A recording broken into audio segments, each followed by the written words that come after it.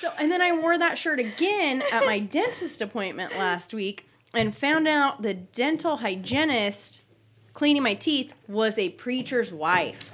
Oh. Was the son of a preacher? I was just going to fucking sing that. I didn't put my glass down fast enough. Dang it. Got me. That's why I'm here, dude. Yeah, that's true. That's true. Oh my God!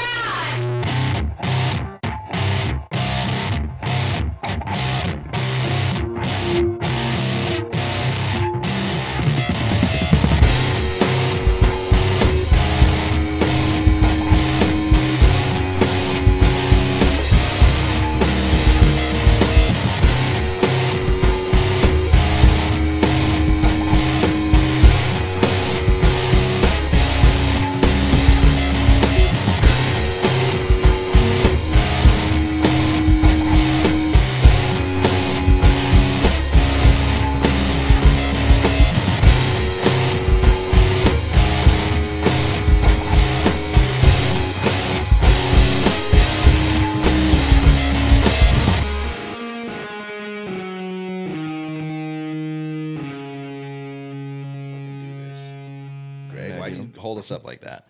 Welcome, everybody, to episode 68 of 1 million of the Serial Chillers podcast from the SUPRnetwork studio. I am here with Hella Greg in his mobile bunker across the internet, underground, somewhere in the world. Where in the world is Hella Greg? How goes it, Hella Greg? I'm good. Good. I like that you let your music play for a second before you just let it absorb a little there. That's called branding. I like it. It's a super original song, too, which is nice. It stands out. Yeah.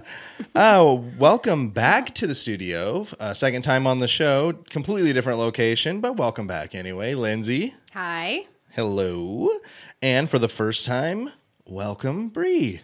Hi. Hey. Hello. We're ready to fucking do this shit, I think. Greg, are you? Yeah, sure. Yeah. That wasn't very All confident right. sounding. It never is. You sound a lot more excited.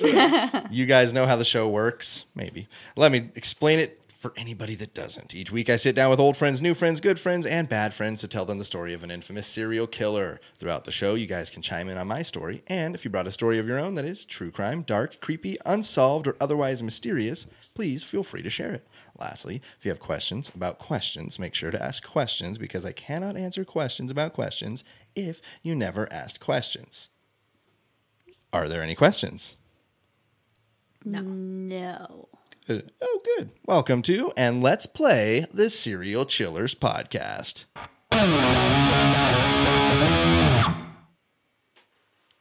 All right. Rage, man. Yeah. Today's serial killer. Tell me, have you heard of Joel David Rifkin? No. Rifkin, I think so. Oh, look at that. I Are think you maybe. thinking of Cal Rifkin, the baseball player? No, I don't think so. But I do think I remember listening to an episode on a Okay, podcast. there we go. Fairly prolific for how underwhelmingly unknown he is, I feel like. So, question number 1. In what year was Joel Rifkin born? Let me get you notes. Joel, Some of them just like to have kids' drawings on them and stuff. that's cool. So just a shot in the dark. Shot in the dark. Closest to All the right. answer gets 250 points. If you nail it, it's for 1,000 points. Okay. 2000 if you get the exact date. I would say that. I think mine's going to be more of like a joke. If you want to go ahead and put an exact date on there, I will give you 2,000 points if you can guess the exact date. You want to put a month and day on there? I don't have All that right. much confidence in All right. myself. No. All right, let's see what you got. Bree says 1937, I mean, I'm just basing it off the name Joel. 1985. They were like, man, I really love that Billy guy. So let me do some math here. Bree is going to get 250 points to start it because Joel Rifkin was born January 20th, 1959. Right? Is my math right? 22. Yeah. I believe you. Yeah. I'm not trust gonna. you. I'm not gonna fact check. Cool. Okay, so he's born January 20th, 1959 in New York and immediately put up for adoption. His parents remain unknown except for the fact that they were an unwed college students. So, I mean, maybe that was the responsible decision for them, let's say. I feel like you hear a lot of these stories, and the kids are put up for adoption, and I don't want to blame the kids, but maybe that was a good decision on the parents' part. Maybe. Yeah. They turned out to be serial killers. Depends on if it's nature versus nurture. Just passing the buck to the other. Yeah. This I can't take care of this Charles Manson kid. Get him out of here. It's like somebody handing you a pamphlet and saying, "Here, you throw this away." So, just a few weeks later, 3 weeks later, he was adopted by Bernard and Jean Rifkin, a childless couple from upstate New York. They would name him Joel David Rifkin. In 1962, he's 3 years old. His parents adopted another child, a girl they named Jan. Around the same time, the family moved to Garden Street in East Meadow, Long Island. So they got out of upstate New York, went to Long Island. We can probably understand just by those locations that this is an affluent family. GTL. Yeah, they're holding it down. They are not hurting for cash. It doesn't seem, although it's never implicitly said. That's fucking what's happening. Okay. So, in 64, he's going to be 5 years old at this point. He's enrolled into Prospect Avenue Elementary School. From day one, Joel experienced problems. He was teased in school for his slouching posture, and he had, knock knees. So he walked real slow, and he was, Forrest Gump syndrome. slouched over. Kind of. So all the kids called him Turtle. Aww. Forrest Gump had polio. Is that what that was? You'd feel real dumb if it wasn't, Greg. So, yeah, honestly, he said the first day of school, he kind of had this slouch and he walked real slow, like he couldn't keep up with the line in class. So turtle. And kids are fucked up. Kids are mad fucked up. Awful. They're Yes. so mean to each other. They're very bad, yes. Some of them don't give a shit if you're an adult. Oh, no. Yeah. So he was said to be quite intelligent, but did struggle in school due to severe dyslexia. And it went undiagnosed until he was 14, too. Wow. I feel kind of bad for him. Sometimes it starts like that, but then you realize what show you're on. Yeah. Yeah. Question number 2. In elementary school, he had tested at an IQ of what? Where'd that IQ be? While you guys are answering, Forrest Gump was born with strong legs but a crooked spine and forced to wear leg braces, which made walking difficult and running near impossible. He also had a relatively low IQ of 75, which nearly prevented him from being accepted to public schools. Here's your son right here. Your mama sure does care about your schooling, boy. All right, so what was that IQ? Greg gave you a little hint, what you might be. Wow, both of you guessed 79. That's kind of impressive. So I guess I'll give you both 250 points, but neither of you were very close because his IQ was 128. So he was You guys tricked us he was with he was that a little dyslexia thing.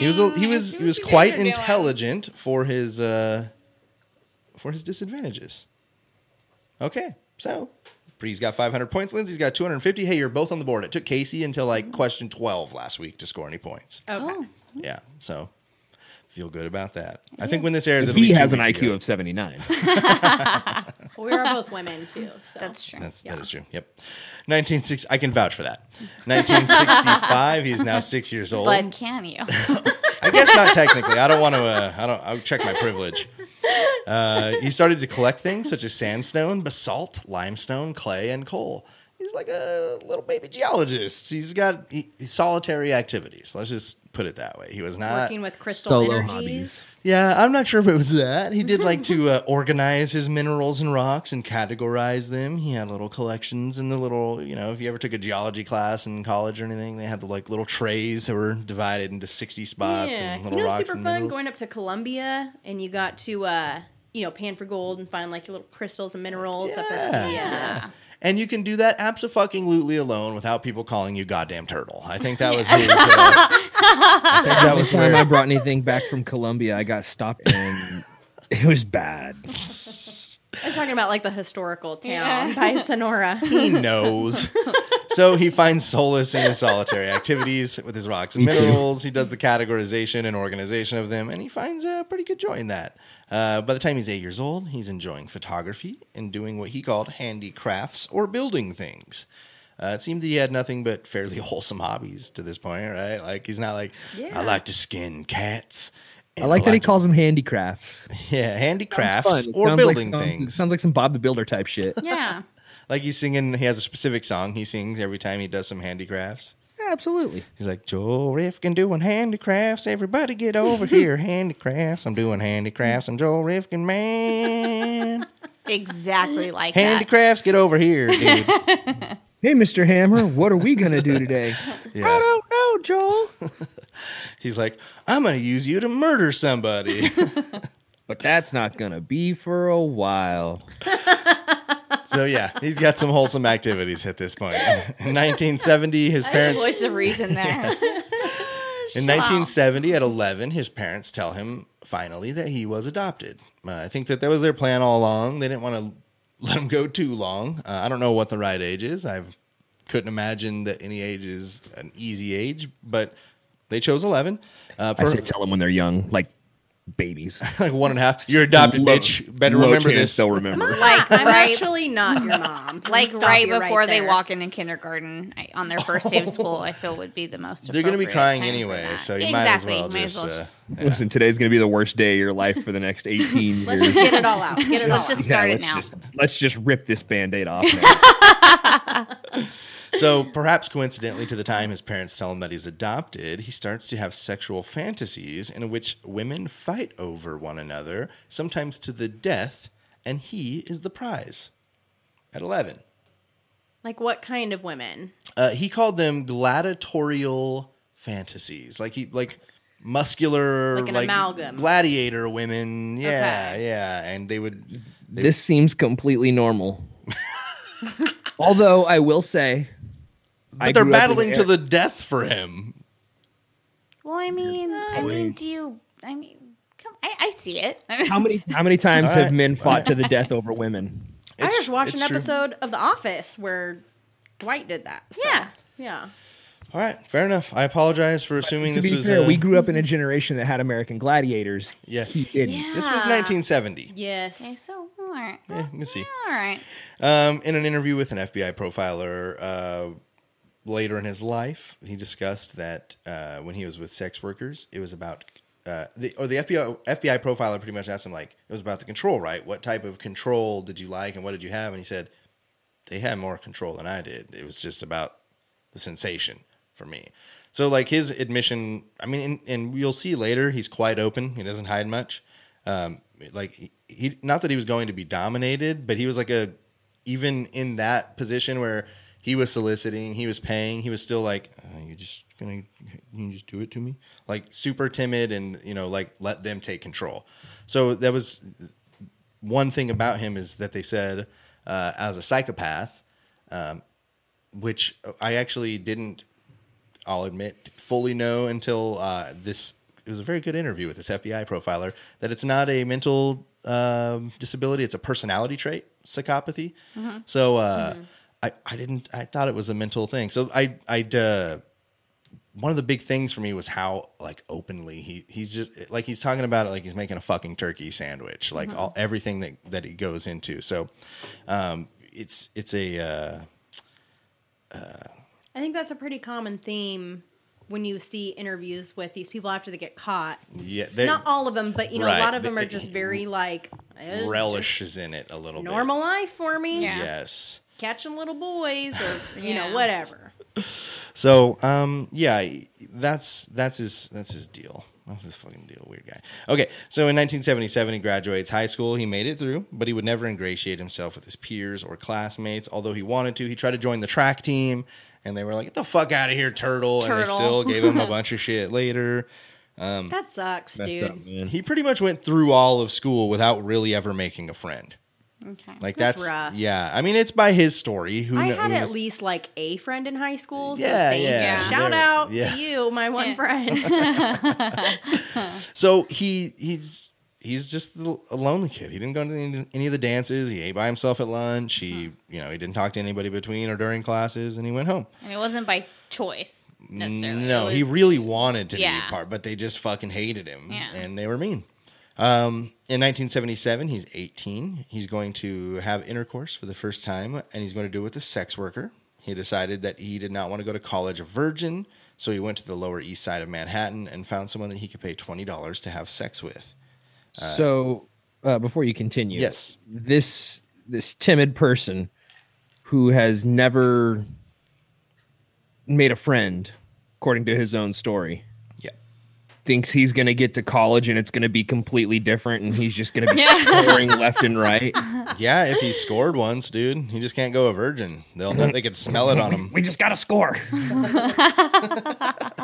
Yeah, I think that's. I feel like maybe it's easier to like talk to women. Well, like, have you seen When it's not, like, American built Pie? up? When they're like in high school, they're like, "Oh, it's so hard," but they think once they go to college, it's just going to be this big, crazy gonna be so many orgy. babes. That's gonna, yeah.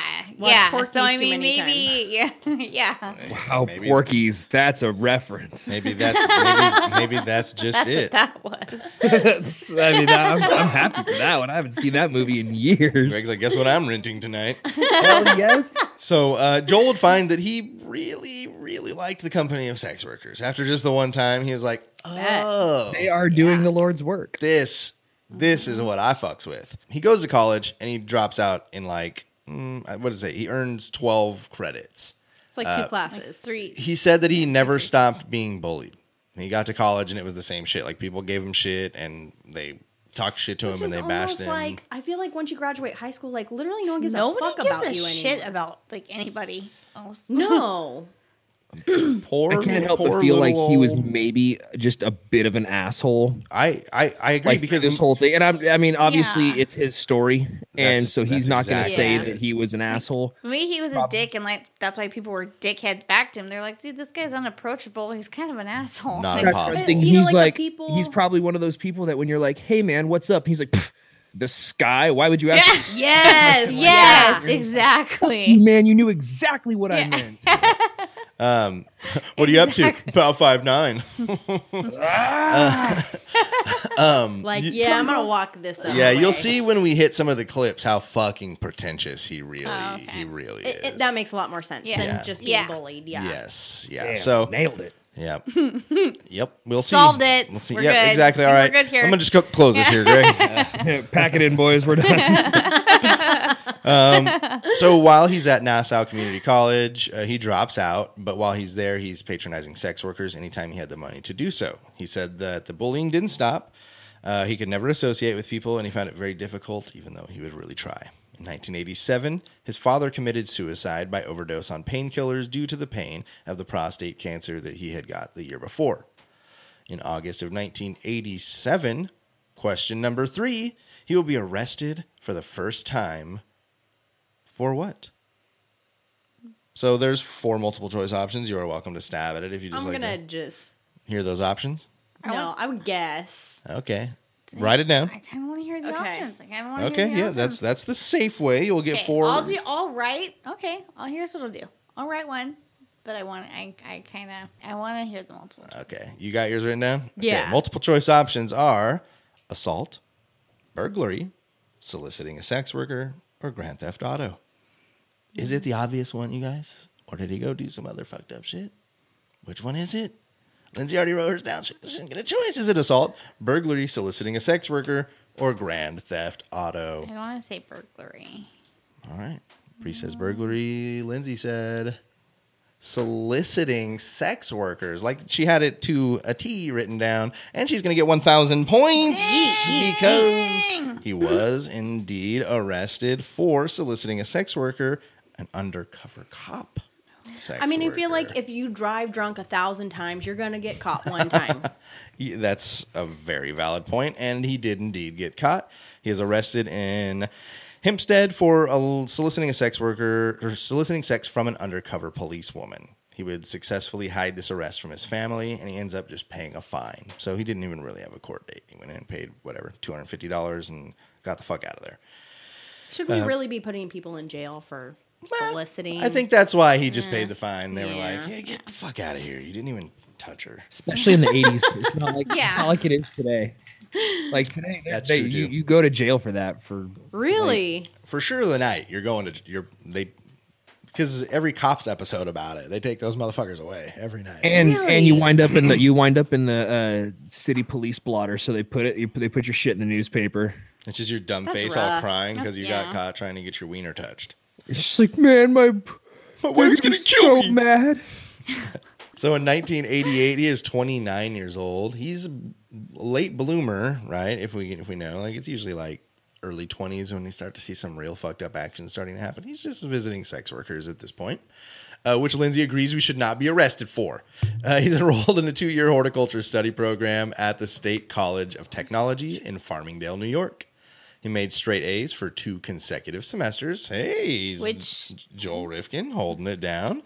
He did have a high IQ. yeah. So not surprising. It's like going back to his childhood with outdoors, hands-on activities. He gets to fucking do it all by himself. He's like, I found what I want to do. He starts his own gardening business out of this. He's like an architectural designer more than anything else. For his good work, he was awarded an internship at the Planting Fields Arboretum in Oyster Bay, New York. In 1989, he is out looking for someone to pay for sex once more, as he became known to do. He picked up a girl named Susie, who was a drug addict, and had sex with her, but she kept questioning and requesting for more drugs. She kept asking him to, like, hey, take me over here so I can get these drugs, and then she couldn't get the drugs there. So take me over here so I can get these drugs, and she couldn't get the drugs there. And he said that he drove her around for like 2.5 hours because he just wanted to have sex again, but she really needed the drugs that she had got from the $20 that he had just given her, and then she would have sex with him again. She'd be like, blowjob, blowjob, blowjob. Every time I got to take you somewhere new.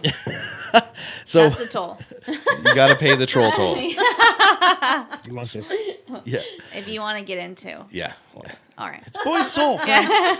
So he gets super fucking frustrated by the nagging for the drugs. Question number 4. This is going to be his first kill. Ooh. He is going to bludgeon her with what?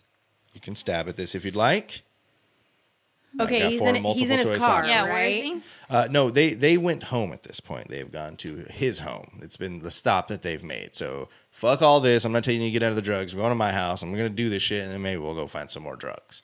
So they're in his so home. she's probably still like asking for the drugs. He's getting annoyed. He's gonna bludgeon her with. Lamp? Lamp. Some stabs here. There's multiple choice options if you want. Bree thinks it's a lamp. That is really fucking good. I'm trying to think like what is really accessible in your house. An ashtray? Okay, Maybe lamp, it was the 80s, right? Yeah. lamp and ashtray. It was the 80s. I'm gonna say ashtray. All right. I'm going to tell you that both of you got 0 points. That's none of the options. I'm very sorry. Damn it. Yeah. But I like that you stab. I like that you were ambitious with You it. know, we're trying. We're women. We're trying. I'll let you guess for 0 points. Baseball bat, tire iron, golf club, or cannon artillery. Golf club. Baseball bat. He bludgeoned her repeatedly over the head with a howitzer shell. It was cannon artillery. Where the fuck did he get that from? It's like probably some dumb disarmed replica, but the Army surplus store? From what I understand, it was made to weigh the same, and it was the same size. And you That guys is have so random you for and sure weird. seen a That's why I was like, howitzer? there's no way it's that answer because it's just so off. Yeah. If you've for sure seen one, it says gigantic, like, Yeah. yeah, it's the bullet is like this big.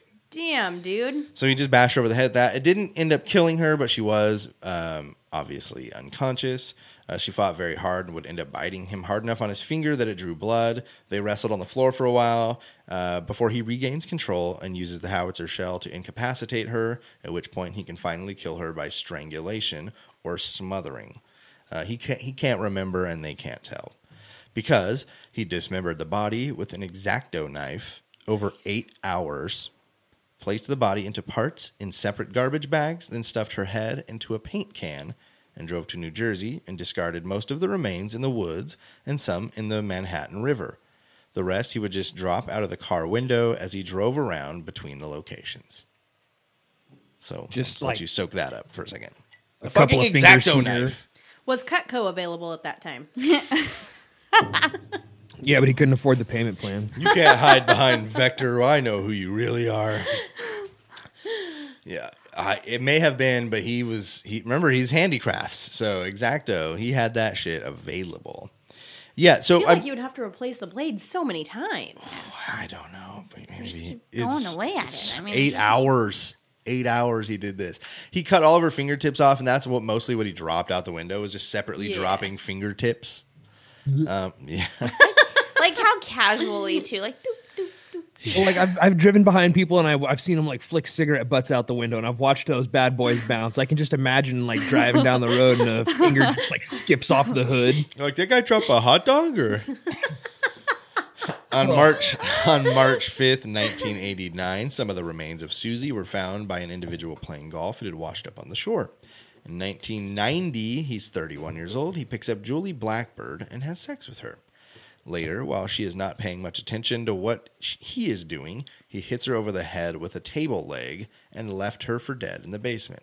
I say left her for dead. She was dead. He leaves her dead in the basement. What I will say is he is handy. Yeah, I'll give table him leg. that. He's handy. I mean, but He was imagine. able to get the leg off of the table without mean, drawing her attention. Yeah, I mean, you I'm gotta gonna be guess that he pretty had it available. creative. I mean, I'm not siding with him. I'm just saying he's creative. He's handy. crafty. Yeah, Yeah. He's got it. Maybe he's in the process of building the table. There He's you a go. MacGyver kind of killer. So he bludgeons her with a fucking table leg. Maybe he propped it up later and it held up really well. It's a nice table.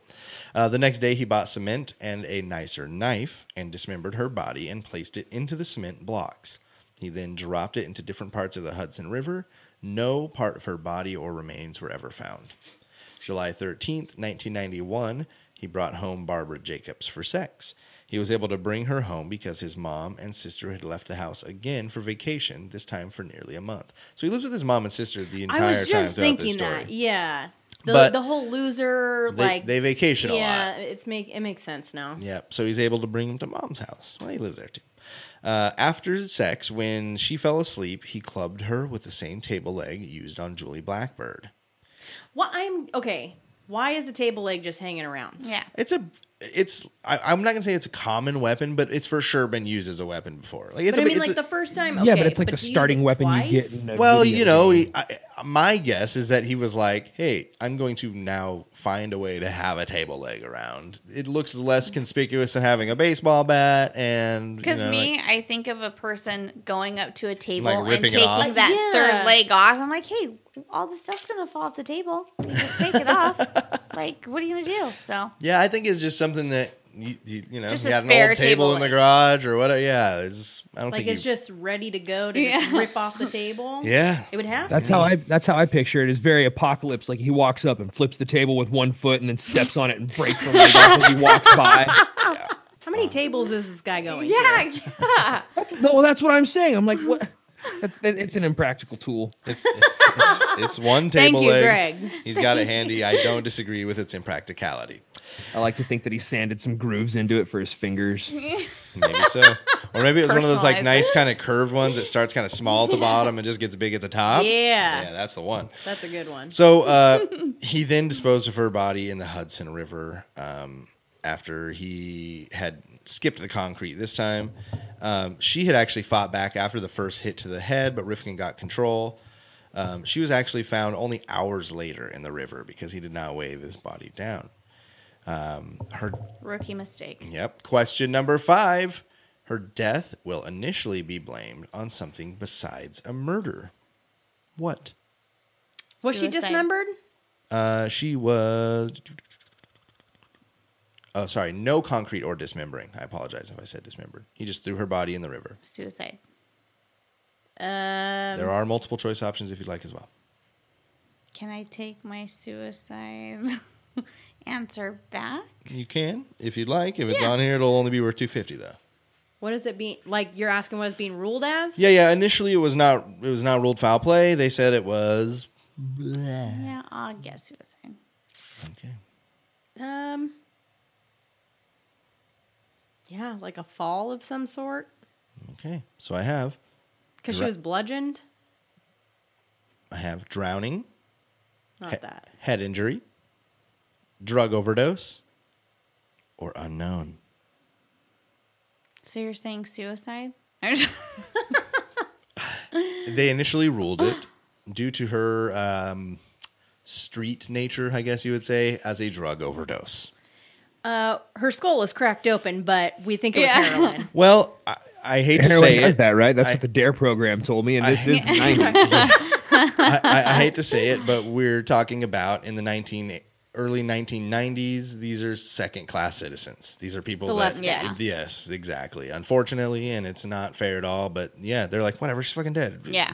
What Heroin less to deal overdose, with whatever. on the street? Yeah. So I don't want to do the paperwork. Sprinkle some crack on her and let's get out of here. That's what the fuck out here. So yeah, it was ruled a drug overdose initially. September 1st, 1991, Mary Ellen DeLuca was picked up by Rifkin.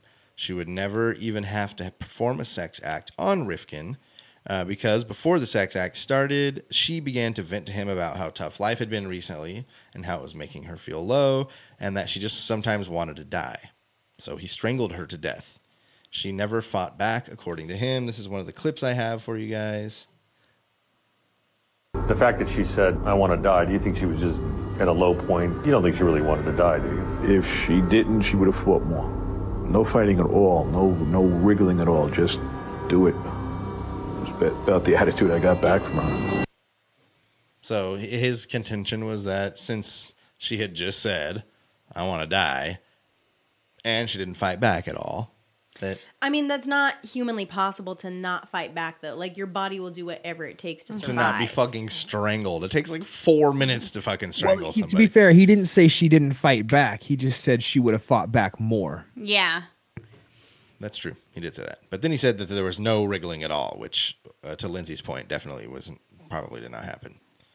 And if he was like a pretentious asshole, it was like he made it sound like he was doing her a favor. Yeah. You're I welcome. think that's exactly You're welcome. it, yeah. And so like I'm walking here. for him, it's like, you know what? She wanted me to. Like, you're welcome. That's You're welcome. That's how he has to how he has to reason it though. Yeah. Yeah. And to provide her a service even further, he would leave her body at a rest stop outside Cornwall. She was found on October 1st, 1 month later. But I feel like a lot of serial killers, it's always justified. It's always the victim did this. They look too much like my mom or whatever. Yeah. Yep. I don't know if I'd justify that. Yeah, well, I mean, it's justified to a fucking psychopath. Yeah. In their eyes. This guy felt nothing. Like, truly felt nothing. Because there are some serial killers where I'm like, I don't believe that you are sorry, but I see that, like, you understand. This guy's Human like... emotion, yeah. This that guy- Kuklinski, yes, he, there was some, like, most he didn't care. But Yeah. there were some where you There's- could tell there's some he glints. felt like, Yes. Where he I had his felt bad. rules, you know. Yeah. And I respect him for that. The For ice- not killing women or children. the Iceman. I can get on board with that. Yeah. So, September 91, he picked up Yun Lee, a sex worker that he had visited multiple times before. He failed to perform sexually this time, however, and on an impulse struck her. Once she was incapacitated, he strangled her to death. She was dropped into the East River and found on September 23rd, 10 days later. December 26, 1991. They're not putting any of these shits together because they're happening in separate places and kind of different MOs at times, too. Some are being dismembered. Some are being bludgeoned. Some it's very clear that strangulation took place. I think in her case, he just punched her one time and incapacitated her. I'm kind and then of... was Are they able all to the strangle same her. race? Or are they all different? I think we've had 2 white women and Yun Lee is an Asian woman. Yeah, so they're Just not. women. Yeah. They're not. But I'm kind of curious now that he has ran into this roadblock of erectile dysfunction. I'm wondering if his brain is kind of starting to wire the violence and the sex together. I think you might be right because it's going to happen again. December 26, 91, so 3 months later, Lorraine Orvieto was strangled by Rifkin. Her body was placed in an oil drum and thrown into the Coney Island Creek to hide the evidence. So this is going to happen a few more times. He's going to use the oil drum a few times. I think he liked this method. Where are you just A getting creek oil doesn't drums seem from? deep enough to hide an oil drum. What's that? A creek doesn't seem deep enough to hide an oil drum. Maybe the Yeah. Coney Island Creek will blow your mind with how fucking deep it is, dude. And it's not a very discreet thing to be No. pushing around. I mean, if it sinks to the bottom, I think that's the idea. So later, Rifkin will be asked by that same FBI profiler if he looked at his victims while strangling them. Motherfuckers, I have a clip for you. When you were strangling them, were you looking at them? Some I were, some I wasn't. Some I was holding down, some I was looking out the window. Some I was just staring off into space. Like he's fucking bored. Just like, He needs a new hobby. yeah, I find everything about him pretty repulsive. The farther we Yeah. go and the more he talks, and you should see him too. He's just like got a fucking goatee and a ponytail, and he's just like Goatee Whoa, right there. right just there. pissed me Yeah. off. He's just like sitting Yeah. back, like most of the interview. Like I fucking hate him. But I hate Like, it. I want a little bit of everybody. passion in my serial Yeah. killers. Yeah. But he's just cold. Like he understands right from wrong. He does not. Just chooses He to thinks, ignore like, it. above it. That's exactly it. And he doesn't feel it. He doesn't feel this person has a family and I'm taking them Yeah. away. It's just fuck this. Whatever. I need the sex and the killing. All right, that's what's going on. I'm just annoyed by how bored he's acting by it. Yeah. Yeah. No, I agree. It's very annoying. So fucking nonchalant. Yeah. I'll show you guys a picture. No, of I'm him real glad quick all here. those kids made fun of him. Yeah. Yeah, fuck you, turtle. We should bring in a bunch of kids to make fun of him. That'll just be his punishment. Is he Part alive of his still? punishment. I cannot answer that question. Oh. But good question. I appreciate questions being asked. Because I would love to email him or write him a picture of a turtle. Ah, Just a picture of a turtle. You don't want to be his You next know what prison I'm wife? talking about. You know what I'm talking about, Joel. so her body would be recovered within the barrel 6 months later. Yikes. On January 2nd, 1992, Rifkin found Mary Ann Holloman walking along the street late one night and picked her up. He then strangled her and placed her body in an oil drum once again. For the most part, he was pretty avid about doing things differently most times to hide his MO. But this oil drum thing, like I said, it's kind of, I don't know if he He's just into like, it. I don't know if he just like got 8 oil drums. So he's like, yeah, this is my shit for a minute Yeah. right here. At least for 8. Exactly.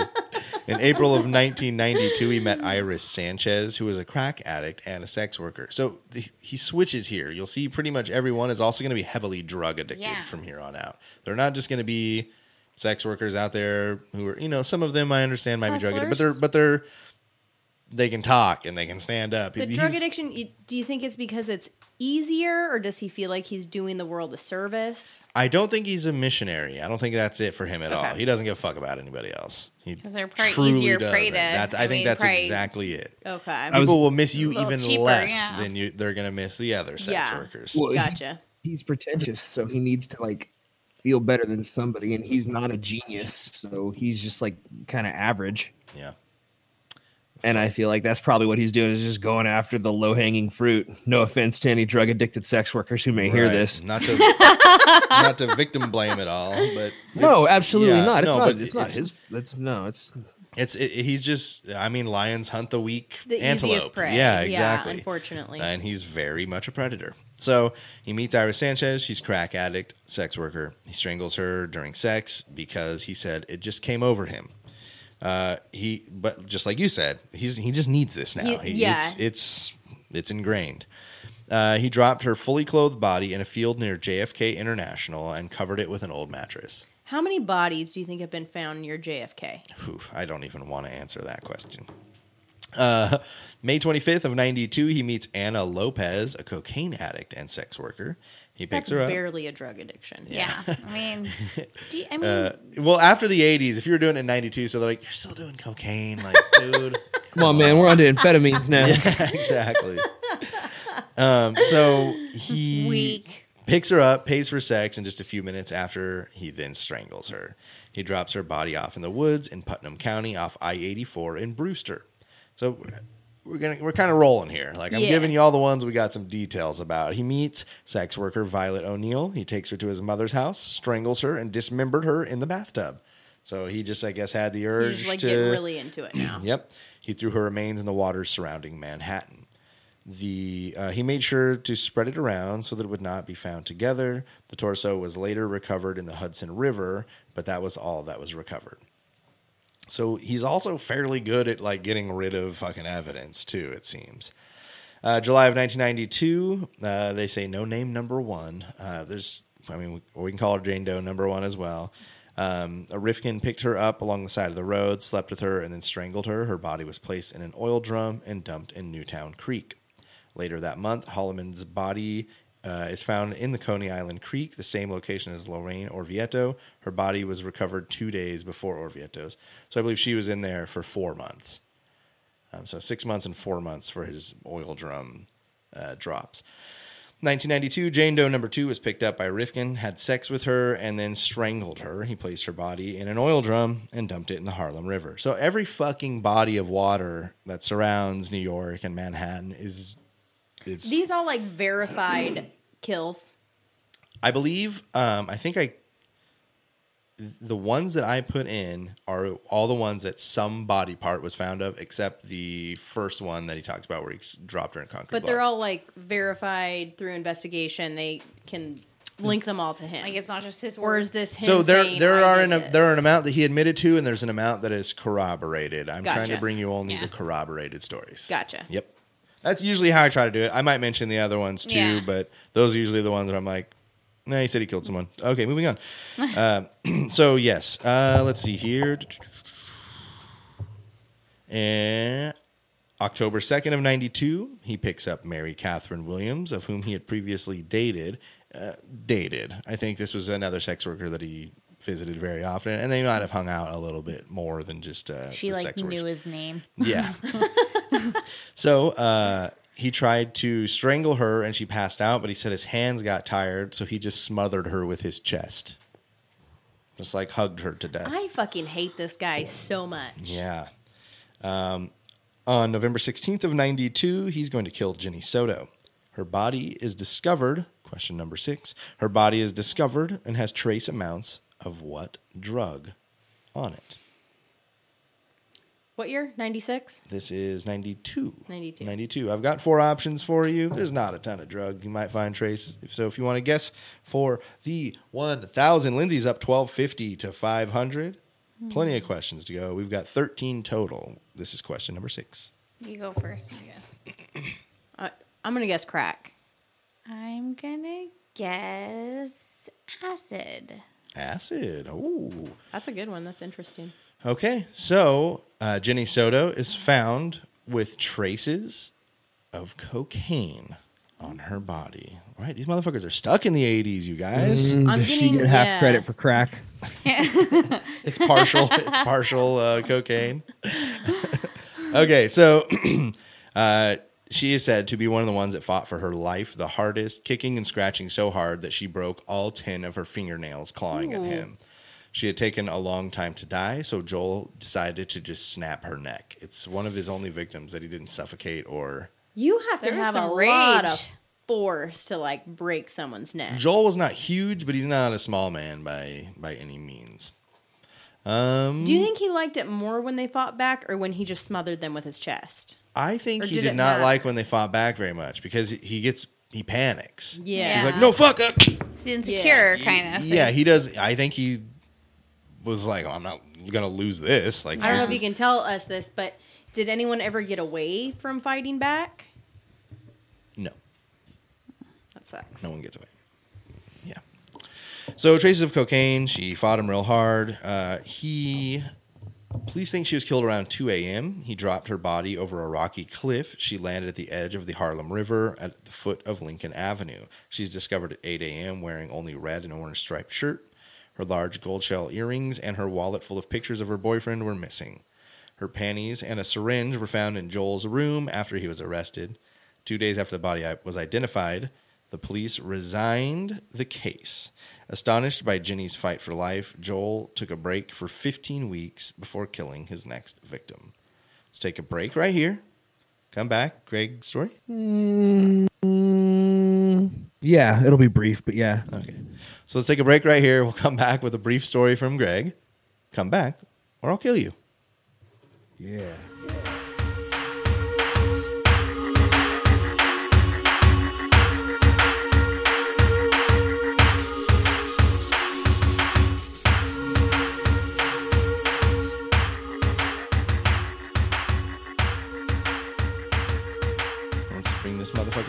Welcome back, everybody. Thanks for coming back.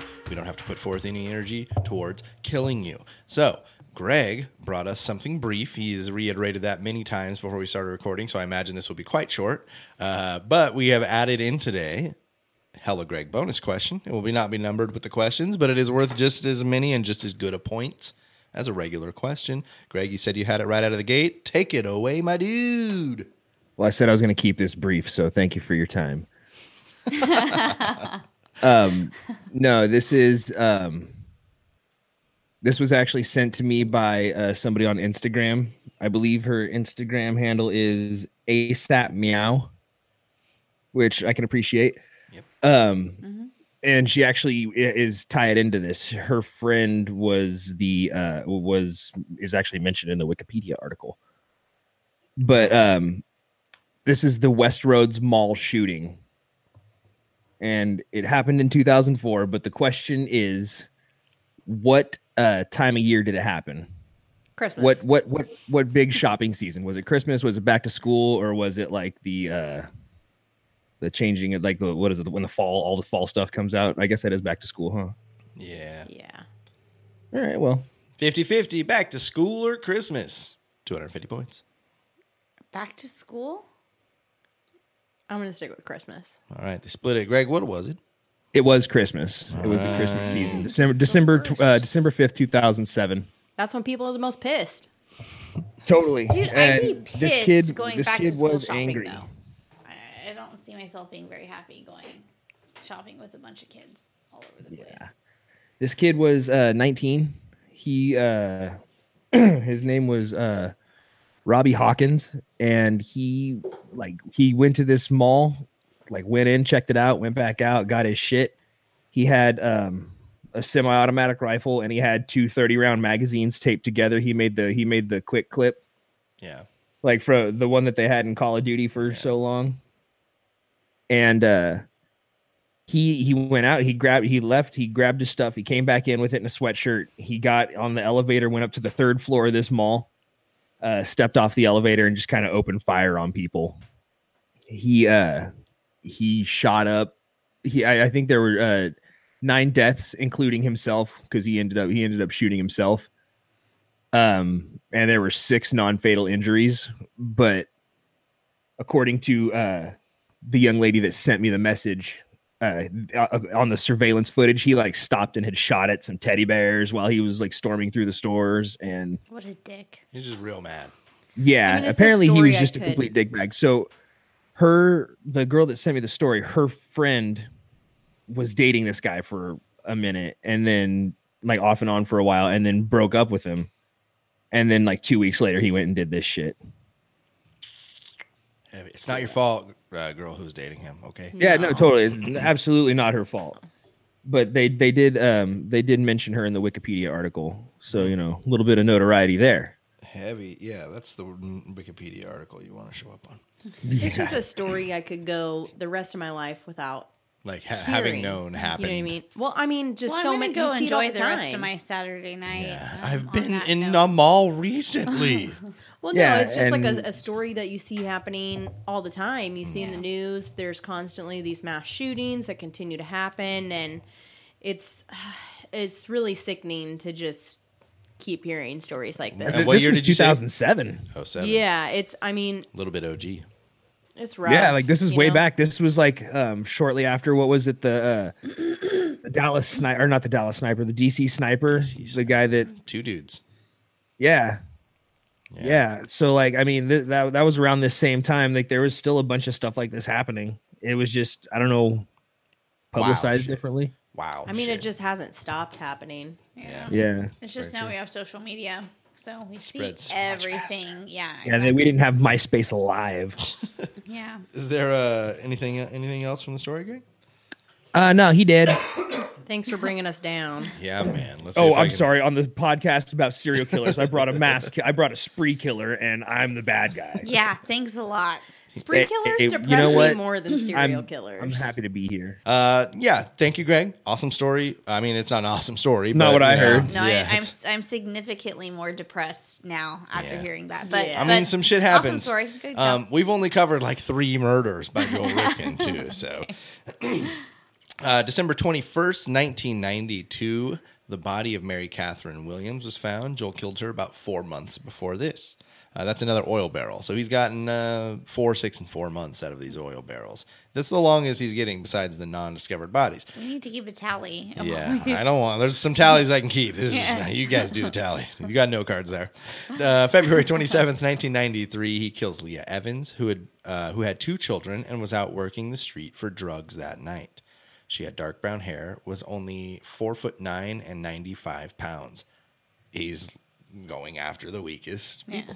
Yeah. Joel offered her $40 for sex, and when it was over, he strangled her. Question number 7. He would dispose of her body in a way that he hadn't used yet and won't use again. How? You can stab at this if you'd like. I have 4 multiple choice options. There's a lot of ways to get rid of a body. Lindsay, you have quite a substantial lead at this point. 1,500 to 500. Wah, wah, wah. You can but tie you're it one up with a away stab from right being now. Right back in it. Lindsay, you can play it safe if you'd like. If you're going to stab, write it down so Lindsay can hear the multiple choice options if she's going to go that route. In a way that he has not done yet and will not do again. And where Correct. was this? What area was he in? Let's see. He's going to kill her. I do not have that information. He's doing most of these in the Lower East Side of Manhattan, though. Okay. That's where they said that like the streets were like crowded with sex workers. It was not. That was what I was going to say when Greg earlier said, like, as a timid guy, the fuck is he doing out there? But he could just pull up and like hold a 20 out, and somebody be like, "Oh, I got you." I'll guess like throw her in a dumpster. Okay. Dude, this is so crazy that you say that. Because I was thinking, you know, in the apartments, how they have the garbage chutes? That's what I was going to guess right now. We're like connected, man. So what you want to? You guys going to do that? I'm going to go with the garbage chute. Yeah, garbage chute and dumpster. It was neither of those. If you guys want to guess for funsies, though, the options were burned it, buried it, fed it to dogs after dismembering, or put her in a car in a junkyard. Bury. Car in a junkyard. Junkyard car. The bury. He buried her. He dug a shallow grave in Hidden Hill Farm in Northampton. I feel like he's kind of lazy. see, I feel like it was like. Well, Yep. I mean, I feel like a junkyard car is a lot easier than digging a hole in the ground. That's hard work. Especially if it's one of the ones lined up to get cubed. A la Pulp Fiction. Or The Simpsons. Yeah, true. Sure. Yeah, so he just digs a shallow grave. He throws her in there. He had taken her driver's license and employee ID card as trophies. He's taking little trophies from pretty much all of the Okay. women that he's killing. Some pretty insubstantial, some like are fucking their licenses and employee ID cards with their names and photographs on it. Who was the, not to get sidetracked, who was the serial killer that he was like cutting off women's breasts as trophies? God, who was that? We did one that I recorded last week about Wayne Ford. He took, like, when he turned himself in, he gave the detective a Ziploc baggie with a boob in it. No, and even his Dahmer wife cut off parts. Well, and, his like, saved wife them even back. caught him with. She found this breast, and he was like, "Oh, I'm trying to make a paperweight." That's all that is. I don't even. Who I was don't that? know. Just yell it out when you think of it. Okay. All right. So, yeah, he's going to dig the shallow grave. April 2nd, 1993, he kills Lauren Marquez, who is a tall, thin 28-year-old from Tennessee. She had moved to New York to become an actress, but unfortunately a few missteps, and she was now doing sex work. He admitted that he does not remember taking a souvenir from her or trophy. I don't know why the fuck I put souvenir. Although most times he pressed did. penny. Yes. It's perfect. He immediately after starting sex with her, he grabbed her neck and strangled her. After she died, he deposited her body in the Suffolk County Pine Barrens. He's all over the fucking place, man. Like, I think if we had a Yeah, map there's right no, now, like, we were putting one- it up. It Yeah. would be very, very. He's just like throwing darts at a map. It's like Charlie's That little one next time. Matt Pepe. Yeah. Pepe Silva. Sylvia. May 9th of 93, a group of local Korean farmers looking for herbs in this particular field saw a hand sticking out of the ground. Later would prove to be Leah Evans' body in the shallow grave. So her rigger, she was buried so shallow that her rigger had pulled her arm, like she was zombieing out of the ground. June 24th of 93, he killed Tiffany Brashani. She was 22 years old, and she was a heroin addict from Louisiana. She was his second sex worker of the night, and he said he would do this a lot. Like, he would visit 3 sex workers, and he would kill the third one. So, like, there's a very... Can you, like, imagine being one of those first 2 and hearing that this woman died, and then later finding out that it was the dude that I'm you curious, were with. Are any of these sex workers, is this going through their community yet? Has this... I think the problem is, unfortunately, is that most of them are out there trying to just get money for drugs, and it's worth the risk. But I mean, for they have their own H-bomb. community, and They sometimes absolutely like, do. And it absolutely was, but as second-class citizens, it's just them looking out for each other. That's but what I mean, think like- I think the deal is that he was a trusted member of that group. He was So even though the rumor may have been spreading, they didn't think it was him. Yeah, he's pretty unassuming. He's turtle. Okay. He's Yeah. all the detectives and all the people who interview him say, like, he's the most innocuous, like, he's just the guy in the room. You don't really notice him. Yeah. He's invisible. And that's perfect. That's the dude you always got to look out So for. all the sex workers who were telling each other, like, this fucking guy around here killing people, like, oh, hey, Joel, yeah, I got 20, all right. Yeah. So Yeah. he was not a threat, I don't think. So at this point, he said that he was making sure he had enough gas money for the week and then spending the rest on sex workers. After picking up Tiffany Brashani, he drove her to a parking lot and strangled her at 5:30 a.m. After he killed her, he headed home and stopped along the way to buy a rope and tarp, of which he wrapped her in to put her in the trunk of his mother's car that he had been driving. When he arrived home, his mother quickly said that she needed to use the car to run some errands, so he gave her the keys. He said that she watched her drive away and hoped that she didn't use the trunk that morning. Wow. So there was a body wrapped in tarps and rope in the trunk, and he just rolled the dice I'm on also it. curious, though, like, no one put 2 and 2 together where they're like, oh, Tiffany's dead, and the last person we saw her with was Joel. I mean, and really, if we're looking at it, some of them he'll like take a 6-month cool off period, and then he'll hit 3 and 4 weeks.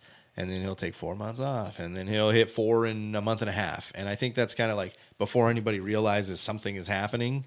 But still, I mean, I find that very, like, weird that no one is noticing, like, if, like, my friend went missing, I would like, oh, the last dude I saw her with or get in a car with is this guy. The only thing that I can think of is the sheer volume of sex workers in the Lower East Side of Manhattan this documentary talked about. Like, they were talking about, like, literally thousands. They were everywhere. Well, like Yeah. in It was some, in some communities for cops, it's like, well, there's one less sex worker on the street that we have to Not worry so much about. the cops, but I mean, just as right, like, the well, intra sex prostitute worker to community. Well, that's why they Right. wouldn't Yeah. even. Well, that's why they wouldn't even probably investigate. Like, you know what I mean? Like, or if it you're was, saying there's like so many of them, I mean, everyone's working. Maybe it's just like, okay, see you later, Maybe the and then now groups I aren't got a as- John, and yeah. I'll see Yeah. you later, and Yeah. then you just kind Yeah. of never know what happens. And maybe the groups aren't. Maybe he's doing one from like one tight knit group and moving Yeah. along far enough down to where these ones aren't communicating. Maybe I'm just like romanticizing sex workers too much. I'm just picturing like Pretty Woman in my head. Yeah. They're besties. You know what I mean? You're thinking of escorts. Oh, Julia Roberts was a prostitute in Yeah. Pretty Woman. Right, but you're thinking escort. You're thinking like they meet you someplace and all that. This guy is more like I'm thinking G like Street. Yeah, no, that's what I mean. I mean, you still have your friends that you're working with out on Yeah. the street, and I mean, I've seen Law and Order SVU. The girls You're an talk expert to then. each Yeah, other. exactly. You know? yeah, yeah. they do have their own yeah. community, you know. And that's true. And it doesn't mention anything about it. And a couple that we have covered, it's talked about the hysteria amongst them, and like there's a Yeah. lot less sex workers It out. just makes me feel curious, like why Yeah. is nobody kind of like asking My- these my- questions in the community? My guess would be the sheer volume. That would Okay. be like that would be my number one guess. Yeah. yeah, It's fucking crazy out there. Not to And get this is too early sidetracked. 90s. Like, we're not talking like mid 70s or something. Yeah. These are early 90s. But I think that's when New York Like the was introduction at its of, like, worst. crack, too. Yeah, exactly. yeah. So- when days were better. Yeah. You know what I mean? Right. So he watched his mom drive away with the body in the trunk. His mom came home, and she had not used the trunk that morning. After the scare, he would take a wheelbarrow out to the car, throw the body in it, roll it up into the garage, and leave it for 3 days during the heat of summer. After the smell became near unbearable, he took the body and put it into the bed of a Mazda truck he often drove. On June 27th, 1993, around 2 a.m., officers Sean Ruan and Deborah Sparringen noticed Joel's truck had no license plate and attempted to pull the driver over. Joel got nervous and tried to outrun the police in a chase that lasted over 30 minutes and approached speeds of upwards of 100 miles an hour. He eventually crashed into a utility pole. The fucking really thick wood ones. Joel pretty much surrendered at that point. I think he was real shook from just hitting that goddamn pole. When the officers got to the truck to meet the driver, they noticed the undeniable smell of rotting flesh. They walked to the window and saw Joel with his hands up surrendering. They cuffed him, took him into the police vehicle before looking into the bed where they found Tiffany Brashani's body wrapped up and underneath the tarp. On June 28th of 1993, the interrogation began at 8:25 a.m. Rifkin supposedly asked for counsel, but it was denied by interrogators. And I have a clip on that one, too. I asked for an attorney about 20 times, but when it comes to, I guess, a crime this heinous, constitutional rights get forgotten about. So it's like in the end, it's like part of his defense is that I asked for a lawyer a bunch of times. And Did he eventually get one, though? yes, and after this, one of the investigators is like, yeah, people make things up after this all the fucking time. Yeah. He's like, he was proud to tell us all this, and now his defense is telling him, oh, you need to say that you asked for a lawyer and they didn't give you one. Yeah. Who knows? The tape wasn't rolling, but that's what he says. Please say it different. On May 9th of 94, Rifkin was sentenced to 25 years to life for murder, second-degree murder, as well as reckless endangerment for leading police on the car chase.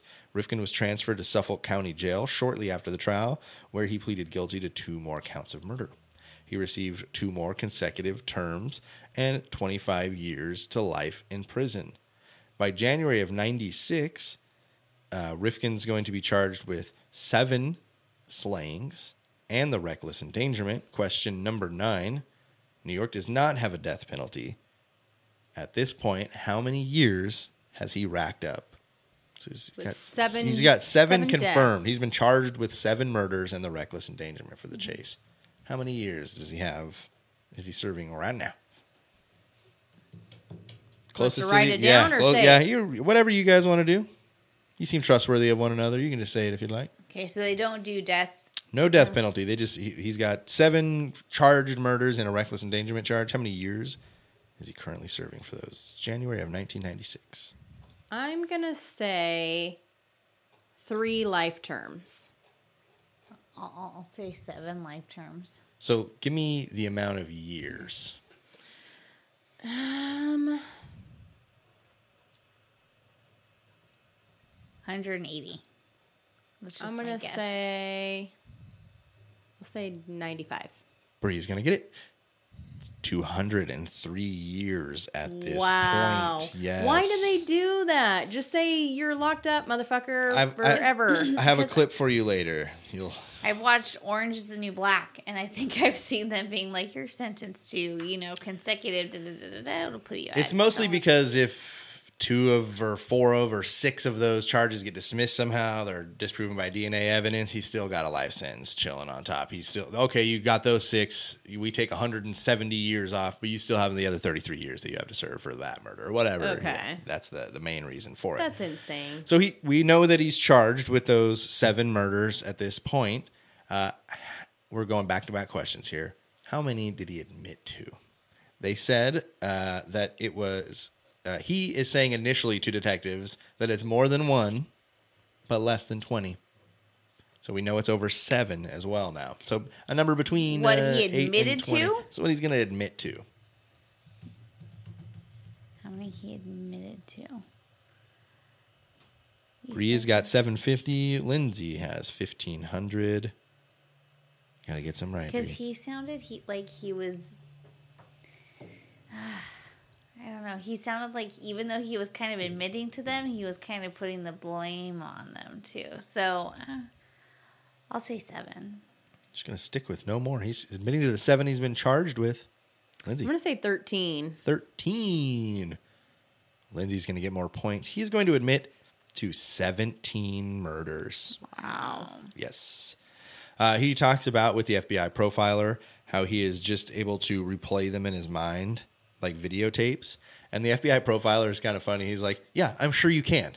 Like he was not like, because I've seen some interviewers where they're like very accommodating to the killer. And this guy, before he goes in, he's like, no, I'm going to ask him the questions I need to ask him. He's welcome to leave at any time. He can walk away from this, but I'm not going easy on him. And I was like, yeah, fuck yeah. Let's see this shit. Bro. I like this guy. Sock it to him. Exactly. So he's going to go in. I got ahead of it a little bit, but I just really wanted to get that sentencing out of there because there's some shit that kind of gives it away. He's going to appear before a judge with a plea of not guilty. He was transferred to the Nassau County Correctional Facility in East Meadow to prepare to stand trial. After a flimsy not guilty by reason of insanity defense, the trial went pretty quickly. He was allowed to give a final statement before the judge and jury deliberated. Here's part of his final statement. This guy, you're going to hate him even more. I want you to know that I am sorry for what I have done to you and your daughters. What I have done can never be forgiven. But I ask you to believe me when I tell you that I will never understand the part of me that caused me to do these terrible things to your children. Yeah. I love when people say I'm sorry, but Yeah. like that's my favorite thing ever. But I don't understand, and I'm walking here. I fucking hate him so much. He's like the most certified fuckface of all time. I could see the goatee. Mm-hmm. Oh yeah, for sure. Yeah, it's only it's a guy bad. with a goatee would do. Yeah. Truth. So on May 9th of 94, like we know, he sentenced 25 years to life for the first murders. By the time we've gotten to January of 96, it's 203 years. He's charged with the 7. There's 10 outstanding currently at this time in 1996. Of the sentence, the judge would say, this is for you, Lindsay. Mr. Rifkin, in case there is such a thing as reincarnation, I want to be sure that you spend your second life in prison also. Yeah. Savage, dude. Such a savage remark. Yep. So the same year, after several conflicts with other inmates, this is after he's been put into prison. In his first year, several conflicts with other inmates, including the Long Island Railroad killer. I'll give you a quick background on that. I'll give you the Wikipedia synopsis. It says, on December 7th, 1993, as Long Island Railroad train pulled into the Marillion Station in Garden City, New York, a passenger identified as Colin Ferguson pulled out a Ruger P89 9mm pistol and started firing at other passengers. He murdered 6 people and wounded 19 others before being stopped by 3 of the passengers, Kevin Blum, Mark McEntee, and Mike O'Connor. Ferguson's trial was notable for a number of unusual developments, including his firing of his defense counsel and insisting on representing himself and questioning his own victims on the stand. On February 17th, 1995, Ferguson was convicted of 6 murders. He was also convicted of attempted murder for wounding 19 additional passengers. So Joel Rifkin and this guy are literally fighting over, like, who's the more badass and phone rights. You're both douchebags. Yes, exactly that. So he's not even being like a good prisoner at this point. Yeah. He's a fuckface no matter where he goes. So because of the few small scuffles and a rather large one with Colin Ferguson, prison officials decided that Rifkin's presence in the prison was disruptive. He was placed in solitary confinement at the Attica Correctional Facility, Attica, for 23 hours a day over the course of 4 years. So for 4 years, he got out of the cell 1 hour a day. That's rough. That is rough. That is, I mean, I don't, And, I'll give you this right here. In 2000, Rifkin attempted to sue the prison for violating his constitutional rights, saying that he should not have been placed in solitary confinement for so long, or possibly at all.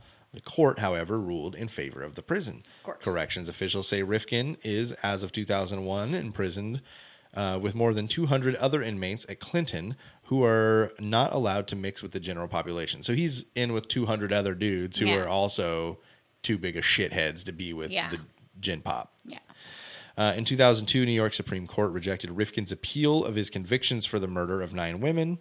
So after 1996, he's going to get convicted of 2 more. So that's it. He's going to get convicted of 9. There are 8 withstanding that there's not enough evidence to go to trial for.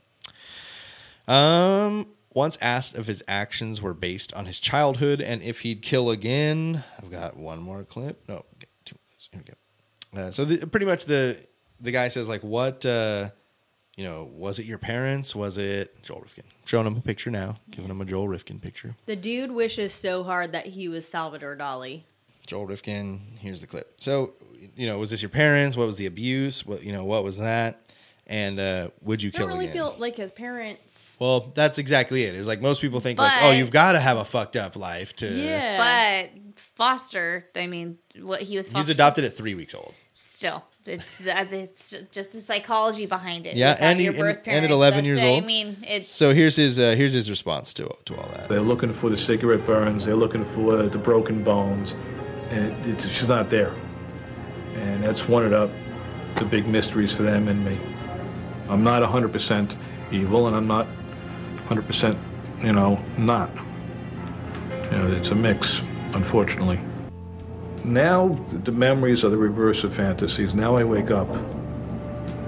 Now it's like a kid waking up from a nightmare. They come and I wake up and get something to read to distract myself. But Rifkin also says he can't guarantee if he had the chance that he wouldn't kill again. The honest answer is I don't know. I don't know if I was released if I'd ever kill again. I might.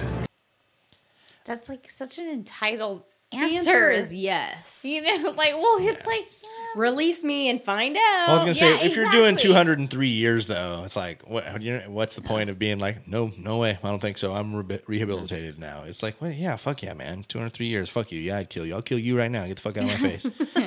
Yeah. 203 years. I want you to stare at me wrong Yeah. right now. So that clip was from a 2002 interview. Did he ever kill anyone in prison? Nope, just those couple fights. Question number 11. In what year did Joel Rifkin die? This one's multiple choice only. Was it 2007, 2011, 2017, 2018, or he's still alive? 5 options on this one. 07, 11, 17, 18, or he's still kicking. What year was that interview? He was, 02. 02. he was born in 1599. Yeah, so 02 would make him what? That's 43 at that point? So it'd be 48 if he died in 07.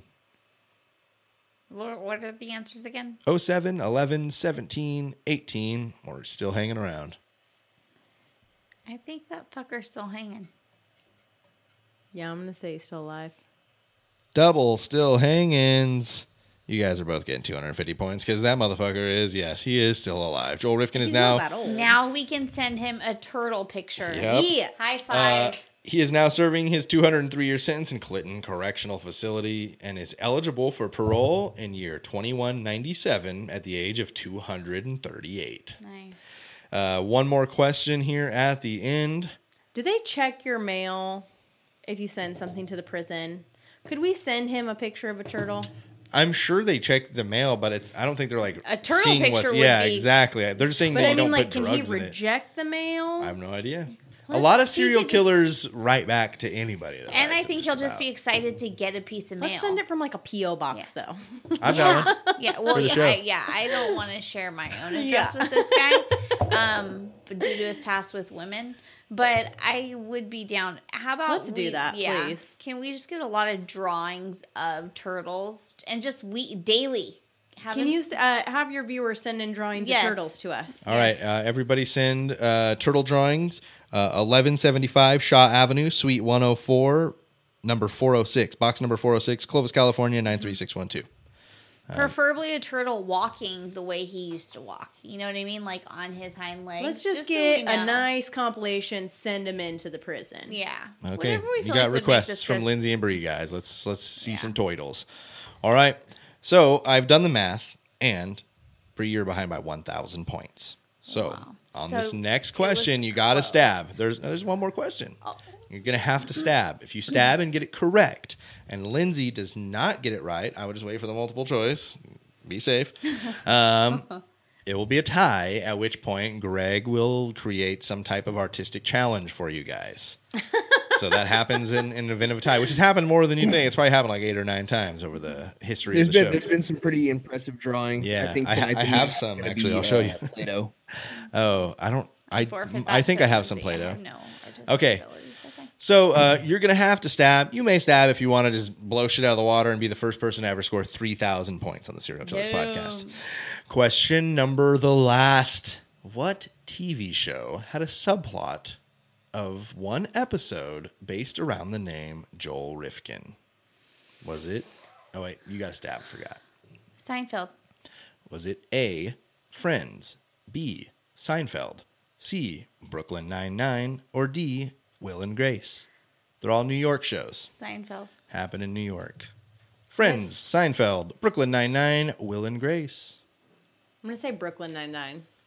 Lindsay says Brooklyn Nine-Nine, and Bree says Seinfeld. Boy, you know, when Joel told me he hadn't thrown up in 8 years, I was wondering if he was normal. No, Elaine, he's normal. Your boyfriend is a normal guy. He just happens to have the same name as one of the worst serial killers in the history of New York. It was Seinfeld, so we've got a tie. We are going to see an artistic challenge take place. Bree lands 1,000 points on the the Hail Mary. I am let's a say. huge Seinfeld. And you know what? That's probably where I remembered the name was from Seinfeld. That's probably where it came from. And then they have like a whole scene where they're trying to like think of a name. Vito. Yeah. She wants to change the name to Dion initially. There's a lot of football players named Dion. And he was adopted. Yes. Okay, so we've ran into a 2,000 point tie. Impressive scores by both of you, by the way. 2,000 points, quite an accomplishment. Let's see how your artistic skills are. Greg, you want a Play-Doh challenge? Is that what you said? If you've got it. Yeah. Let me look and see if I have some of my kids' Play-Doh. I'll be right back. Okay. I'm pretty impressed with myself. This is why we're as friends, far as really. Seinfeld. Yeah, that was good, dude. No, You that was like, incredible. pulled that out. Yeah, that was awesome. I literally only have Hulu because it's the only one that streams Seinfeld. So yeah. I had all of it on DVD, like all the seasons on DVD, but I let Jesse borrow 1 and 2, I think, and he better still have it. Play-Doh, Greg. Oh, it's All right. Wonderful glitter. I just ordered glitter or Play-Doh off of Amazon. Actually, it's funny. So we head to a Play-Doh artistic challenge. We've got some fuchsia hot pink and glitter purple here, Greg, if your color options change your challenge at all. They don't. So, Greg always decides a tiebreaker with some type of artistic challenge. It's usually a drawing. We lucked out with some Play-Doh tonight. Greg, tell these ladies how they're going to win the show. By the way, don't describe what you're making. Don't say anything because we're going to give them to Greg as unbiasedly as possible. So when we show them, don't mention anything about it. Just, Greg always says... I'll dip out. Hit me with a text when they're done. You can't see them. Well, no, I know. Like when they're done, like that way they can talk and do their thing. Oh, I'll just mute it. You don't have to leave. I'll mute our mics. Are you trying to get out of here early or what? There's still pizza. Go get pizza. Go get pizza. That's All fine. right. Give them a couple minutes. Tell them what their artistic challenge is. Okay. You got Play-Doh. Make me your best turtle. There we go. Should have seen it coming. Should have seen it coming. Yes, I want the best turtle. Jesse, you can explain to them my criteria for judging. Yeah, it's pander to the judge. So, however you can do that with a turtle and some Play-Doh, please dig in.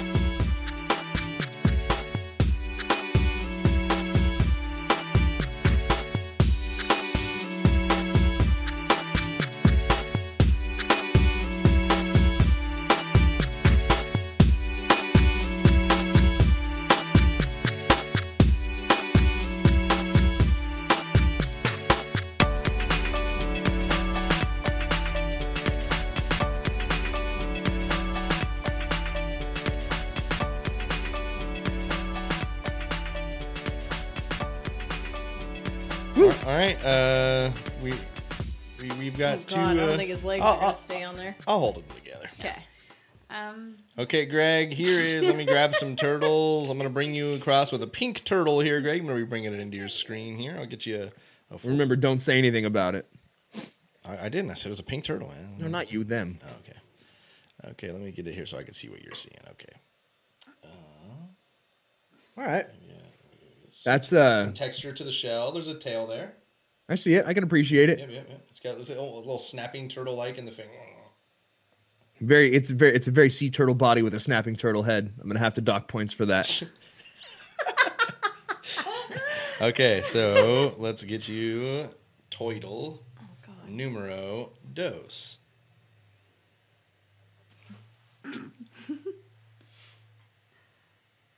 It's just really heavy. That's why I'm having a hard time grabbing it here. All right, turtle number 2, very purple, swimming across your screen here. Give you a little top view here. Also some texture to the shell. Also a tail added. Look at that. Yeah. Give you a little turn. Nailed it in the face though. Absolutely nailed it. It's. There's even a little green mixed in there. Possible seaweed growing on the side of the turtle. Yeah, no, that the face sold it. The fact that it's falling apart means nothing. The face sold it. You could tell that was happening, huh?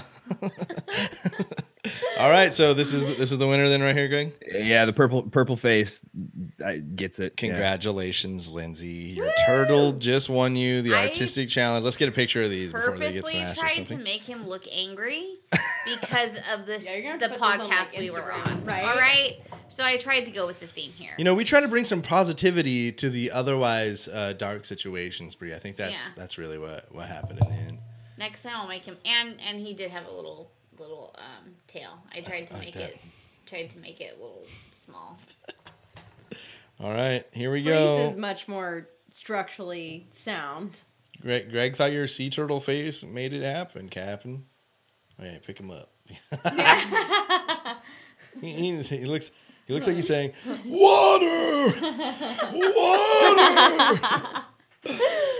All right. Well, Lindsay ends up winning it anyway. Even though that's the worst. Bree, you threw the Hail Mary to take it into overtime, and then Lindsay ends up. I know. I was actually kind of pulling for you. Yeah. I'm just happy that my useless Seinfeld knowledge I could use it. And you were so fast something. too. You were like Seinfeld. Yeah. Like I don't know if that's something to be proud or it is. I'm gonna be the first one to tell you. Or embarrassed about. Yeah. I'm proud of you. I'm proud of you. But you. I'm glad that I got to for once use my Seinfeld. Threw the Hail Mary right into the fucking end zone. Yeah. Touchdown. Yeah, Larry David would be proud, I feel, right now. Well, sorry to disappoint everyone. I feel like Larry David would be awkward about it. Yes, Lindsay is the champion. She is 1-1 on the show now. Before we jump out of here, is there anything you guys want to throw out there? Any social medias? Anything you'd like to share? I have an interesting kind of story that I just heard this week. Yeah. So I was talking to a fellow teacher, and she was I told her I like to listen to the, serial killer cult podcast or whatever, right? And she said, yeah, I know a husband and wife they were just talking to me and my husband about something really traumatic that happened to them. I don't know when, the 80s, I'm assuming.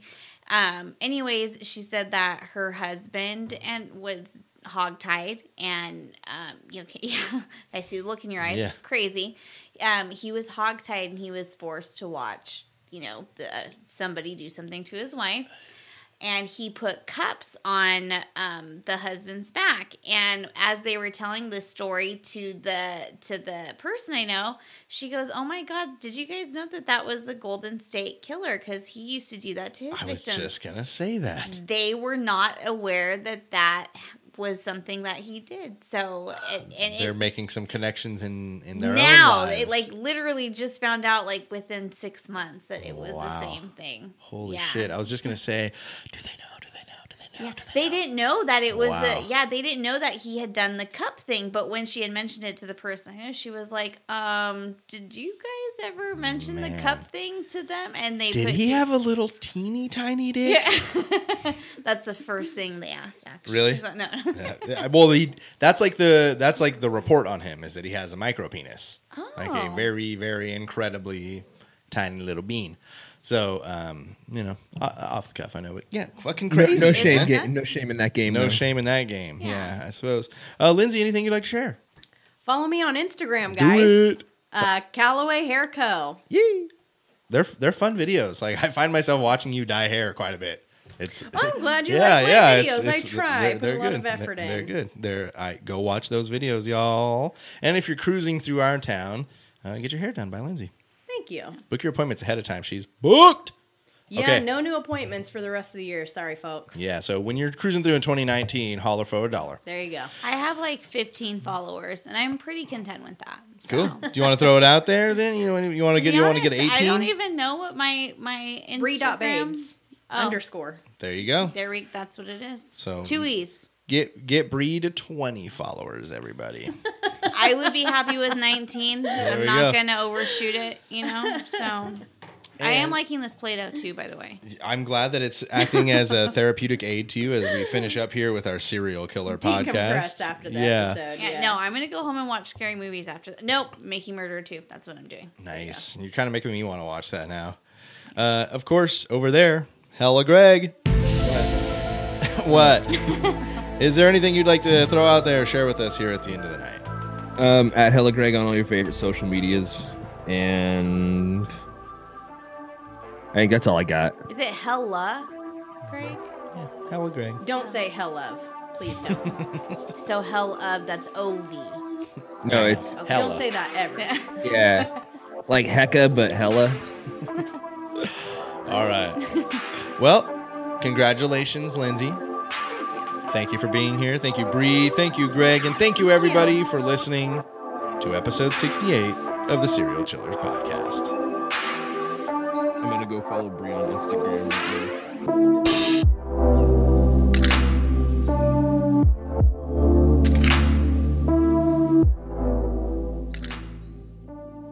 That was episode 68. Thank you guys for hanging in there with us. Lindsey and Bree, you are welcome back anytime. That is an official invite. You just let me know when you want to come. And Joel Rifkin, fuck you. Seriously, come on. Reach out to the show if you guys want. You can do it in so many ways. The Facebook is Serial Chillers Podcast. Facebook group is Serial Chillers Podcast. Instagram is Serial Chillers Podcast. The Twitter is @Chillers Podcast. Email is serialchillerspodcast@gmail.com. Call or text the voicemail line 1-805-666-2513. serialchillerspodcast.threadless.com for your merch. Rate and review on everything, please.